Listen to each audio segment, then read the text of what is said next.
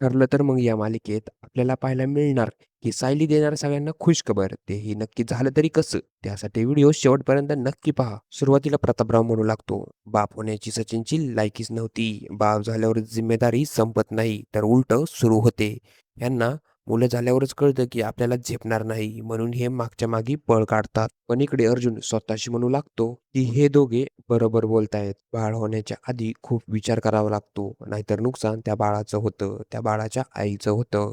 त्यामुळे अर्जुन निर्णय घेतो, की जोपर्यंत मी मनाने पूर्णपणे तयार होत नाही, तोपर्यंत मी बाळाचा निर्णय घेणार नाही. तर दुसरीकडे पूर्णाई सायलीसाठी अंगाई गात असते. त्यावेळी सायली अचानक उठून बसते आणि डोक्याला हात लावते. त्यावर पूर्णाई म्हणते, "काय झालं असं घाबरून बसायला?" सायली म्हणते, "पूर्णाई, माझं डोकं दुखायला लागलंय." त्यावर पूर्णाई म्हणते, "त्या समोरच्या कपाटात एक अत्तरची बाटली आहे, ती घेऊन ये." आता सायली कपाटातून अत्तरची बाटली पूर्णाईला देते. पूर्णाई म्हणते, "हे औषधी अत्तर आहे, ज्याने तुझं डोकं दुखायचं बंद होईल. आता तू या अत्तराचा मोठा श्वास घे." सायली श्वास घेतच असते, तेव्हाच तिला मळमळायला सुरुवात होते. मग सायली तिथून जाते आणि तिच्या रूममध्ये येते. तेवढ्यात तिला उलट्या होतील असं झालं. पण इकडे सायली विचार करते, मला उलटीसारखं झालं, पण उलटी झालीच नाही. तेवढ्या सायलीचं लक्ष आई पण ह्या पुस्तकाकडे जातं. आता सायली पुस्तकाचं पहिलं पान उघडते आणि दिवस गेल्याचे लक्षणे, डोकेदुखी, मळमळणे, कुठल्याही स्ट्रॉंग वासाने त्रास होणे,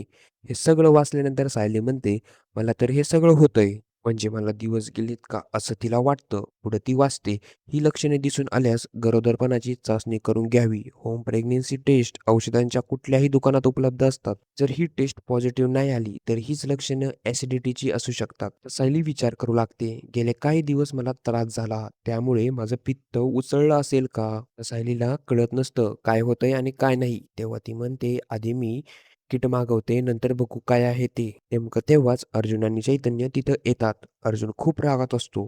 तो म्हणू लागतो, त्या सचिनचा लवकरच माज उतरावा लागेल. चैतन्य, आपण आजच जाऊन त्या सचिनची डिव्होर्स फाईल करूया. त्यावर चैतन्य म्हणतो, हो खरंच करूया. प्रताप काका म्हणाले ना तेच बरोबर आहे. त्या सचिनने अस्मिताताई बरोबर बाळाचंही भविष्य धोक्यात घातलंय. तेव्हा अर्जुन म्हणतो, डॅड जे बोलतात ते नेहमी बरोबरच बोलतात आणि मूल होण्याबद्दल जे काही म्हणाले ते पण मला पटलंय. आता सायली अर्जुनला म्हणते, काय म्हणाले डॅड मूल होण्याबद्दल?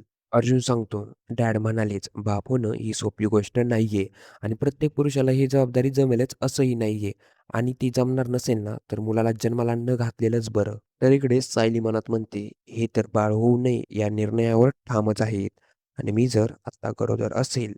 तेवढ्यातच सुमन सायलीला खाली बोलावते. तेव्हा डिलिव्हरी बॉय प्रेग्नन्सी किट घेऊन आलेला असतो. आता ती पिशवी कल्पना घेते. सायली हे सगळं उभा राहून पाहत असते. कल्पना त्या पिशवीतून सगळं सामान, त्याबरोबर प्रेग्नन्सी किट पण बाहेर काढते. तेव्हा सायली कल्पनाला म्हणते, तुम्ही आराम करा ना, मी हे सगळं आत ठेवते. असं म्हणून प्रेग्नन्सी किट उचलतच असते. नेमकं तेव्हाच कल्पना सायलीला थांबवते. इकडून प्रताप कल्पनाला वरून आवाज देतो, की जरा वरती येते का? तेव्हा कल्पना म्हणते, हो आलेच. सायली तिकीट घेते आणि एका रूममध्ये येते. तिच्या मुठीत तिकीट असते. सायली मूठ उघडते तर त्यामध्ये टेस्ट ही पॉझिटिव्ह आलेली असते. हे पाहून सायली खूप खुश होते, कारण सायली आता आई होणार आहे. तर प्रेक्षकांनो, पुढील एपिसोडमध्ये अर्जुनला खूप त्रास होत असतो ह्या सगळ्यांचा. ही गोष्ट सायलीला सांगतो आणि असंही सांगतो, की लवकरच एक आनंदाची बातमी भेटायला पाहिजे. तर उद्याच्या भागात सायली बाळाचं सत्य अर्जुनला सांगणार की नाही, हे आपल्याला पाहायला मिळणार. ते पाहण्यासाठी आपल्या चॅनलला लवकर सबस्क्राईब करा.